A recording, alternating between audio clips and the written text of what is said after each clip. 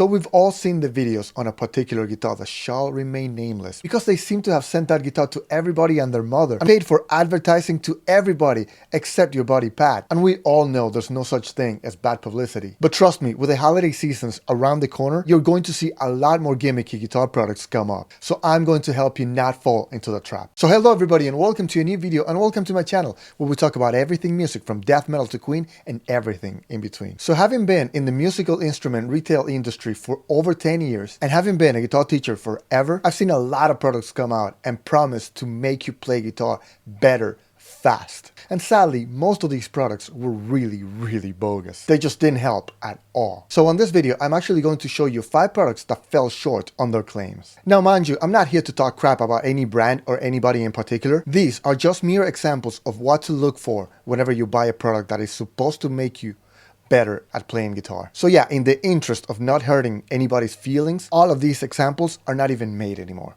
Alright, so let's start at the beginning. Number 1 on my list is actually pretty enticing. So much so that I actually owned it for a long time. And I do have it somewhere. It's just that I haven't played it since like a day or two after I bought it. It just didn't do what it was supposed to do, or what it claimed that it did anyway. Rated the number 1 worst guitar product ever to be released by a lot of YouTubers out there. Here comes the Jellyfish. Even though I knew it wasn't going to be anything amazing, I still bought it because I had to try it out. At $12.99 back then, it claimed to make your 6-string guitar sound like a 12-string, like a chorus pedal, and so much more. But I gotta tell you, it was too big, it was clumsy, it was really hard to play with it, and most importantly, it didn't do what it was supposed to do. It didn't make my guitar sound like a 12-string guitar. It didn't make my guitar sound like it had a chorus pedal on. It just didn't do it for me. So yeah, it's stashed out there somewhere. So save your $12.99 and buy something else. Alright, for my number 2 pick, pun intended, we have multi-thickness picks. And I'm not going to talk about any particular brand because there's so many of them, but they all make this very same mistake. Now the actual concept behind this idea, it's not that bad. It's a 3-sided pick that has different thicknesses so that you can actually try it out and see what it feels like and whether or not you'll prefer a heavy pick, a medium pick, or a thin pick. Now the problem lies on the fact that everybody that's making this kind of picks is just making them too damn big. And I have no problem with big picks. I mean, for the longest time, I played with this guy here, the stubby triangle at 3.0. So yeah, that's a huge pick. Then when they stopped making that pick, because I think I was the only guy that was using them, I switched over to this pick right here, which was 1.14, a Dunlop Altex 3-sided pick, which was still a big pick, a Dorado pick, they used to call it. But this thing is just ridiculous. I mean, it's too big, it's very clumsy, it's very uncomfortable, and it doesn't do what it's supposed to do. When you try to play with that pick, whatever side you choose is going to be annoying and uncomfortable for you. So yeah, just do yourself a favor and buy a pack of assorted picks. You can get them by Dunlop or Fender or any other brand. And trust me, then you're actually going to be able to see which picks you like best. Now number 3 on this list is going to be the silicone guitar thimbles, which are basically just little thimbles that you put on your fingers so that it doesn't really hurt as much when you start playing. Now granted, as guitar players, that's something that we definitely have struggled with, especially in the beginning because you don't have the calluses developed. And you know, it's not something that you naturally do. You don't ever press down on like little wires or anything like that. So yeah, it does hurt, but no pain, no gain, right? It's one of those things. So what's wrong with the silicone thimbles? Well, first of all, you're not going to have the sensitivity you do have when you actually press down on a guitar string. So you might actually press them down too hard, and that's not a good thing. Secondly, they're actually a lot thicker than your actual finger. So they're just going to be like too thick and clumsy. You're not going to be able to press down on the string you really want to press down on. Third, they're actually made out of silicone, which is like a rubber. So yeah, forget about bending strings and forget about vibrato. And last but not least, at one point or another, you're actually gonna want to play a guitar the way it's supposed to be played. And once you take those tips right off, it's going to hurt.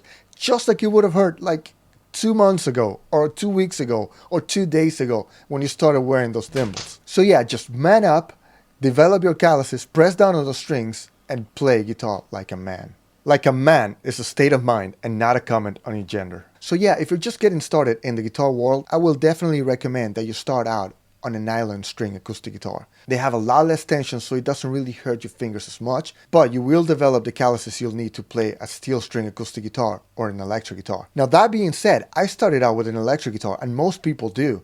I mean, it's just what I wanted to play. I wanted to play Queen, and they didn't really play a lot of nylon strings, so I didn't care. I just wanted some distortion, and I wanted to be able to rock out. So yeah, it's just one of those things. It is going to hurt for a little bit, but trust me, it'll be worth it in the end.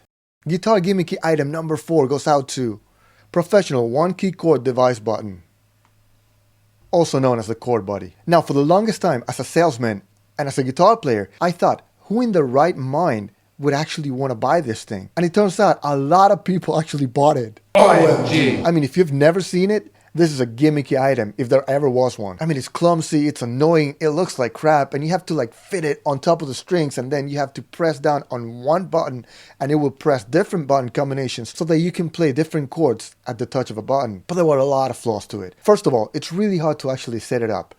Something that should be simple, it's not, just because of the fact that, string spacings differ between different guitars. Also, don't get me started on the fact that they didn't even take, scale length into consideration. For them, a Les Paul is the same as a Strat, as a PRS, it doesn't matter. So yeah, right off the bat, it's badly executed. Now secondly, I assume that if you actually picked up a guitar and invested money on it, it's because you actually want to learn how to play the guitar.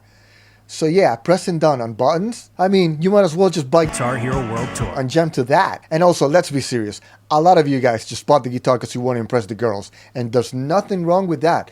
But guess what? You ain't impressing no girls with that thing.